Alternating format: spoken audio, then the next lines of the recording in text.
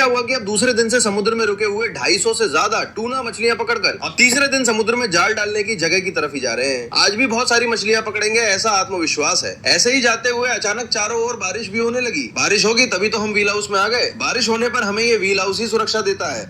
फिर थोड़ी बारिश रुक गई थी। उसी समय हमारी नाव के पास से एक जर्मन मालवाहक जहाज गुजर रहा था। देखिए, समुद्र पर नाव से इस तरह के जहाजों को पास से देखना भी बहुत ही आनंददायक होता है। फिर दोपहर के खाने के लिए कैरमिन करी बनाकर जी भरकर खाया और शाम 4 बजे समुद्र में जाल भी डालना शुरू कर दिया था। समुद्री काम के लिए टीम वर्क बहुत ही महत्वपूर्ण होता है।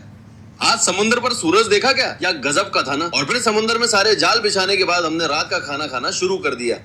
सबने रात का खाना खाने के बाद रात 9 बजे एक छोटी सी नींद ली और रात 12 बजे उठकर फिर से जाल पकड़ना शुरू कर दिया। आज हमें शुरुआत से ही एक एक करके हर एक टूना मछली हमारे जाल में मिलती रही। हमें पहले 2 सेट जाल में अच्छी साइज की टूना मछली 40 से ज्यादा टूना मछलियां मिली। अब उन सबको बर्फ में रखकर हमने चाय बनाना भी शुरू कर दिया है।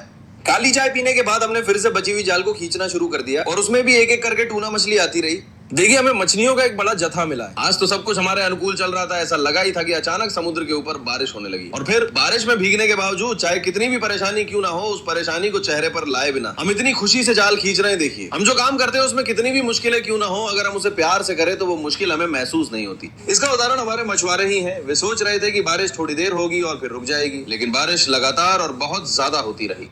चारों तरफ देखिए बारिश ही हो रही है। हमें आज कुल 100 से भी कम सूरा मछलियां मिली हैं। अच्छी साइज की सूरा मछली है, लेकिन हमें कल की तुलना में आज सूरा मछलियां बहुत कम मिली हैं। अब पकड़ी हुई सारी मछलियों को बर्फ में रखकर दांत साफ करके सुबह का खाना खाने का समय हो गया है। आज सुबह के खाने में दलिया के साथ कैरमीन मछली तल कर रखी है। बस अब एक हाथ मारना है। समुद्र में रात भर काम करने के बाद इस तरह का दलिया खाते समय बिल्कुल स्वर्ग जैसा लगता है। और फिर सुबह का खाना खाने के बाद आज समुद्र में ही एक पान भी खाया।